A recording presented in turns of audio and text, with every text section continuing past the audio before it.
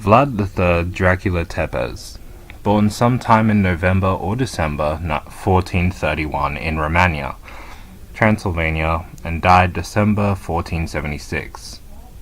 Originally born into a different religion, he was converted at a young age over to Orthodox Christianity, as it was part of the only way to get out of captivity he was held in during his early life. He was born the second heir to the throne of Wallachia, but was still crowned king over his brother as he was killed by the nobles of Wallachia, who wanted a change. Vlad, throughout his life, had very few friends, especially in his early life, as he was kidnapped as leverage over his father alongside one of his brothers. Though he was kidnapped, he was still educated, but rather than being a part of his family's religion, he was converted to Catholicism. His fake book profile shows his friends and allies he made in later life as king of his people. They include his family and the allies of Wallachia itself, as he had to keep them on friendly terms for his people and family and people. Vlad Dracula in his early life was not evil, just misguided, as his post can correlate.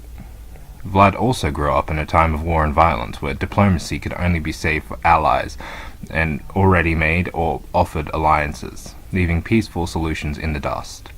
However, later in his life, when his posts start to turn more gruesome and containing more malevolent and malicious content, is when his descent to cruelty and madness began.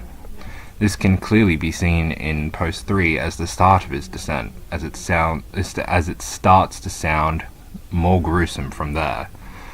His signature mark of impalement started when it was used as a scare tactic in war, in order to win their battles and to keep their enemy off balance.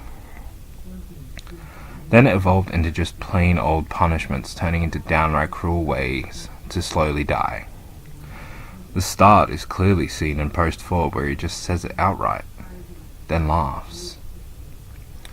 There is very little actually known about the specifics of how he died or even the validity of all this, but the one thing everyone, even his friends and family, agreed on: Vlad was extremely cruel.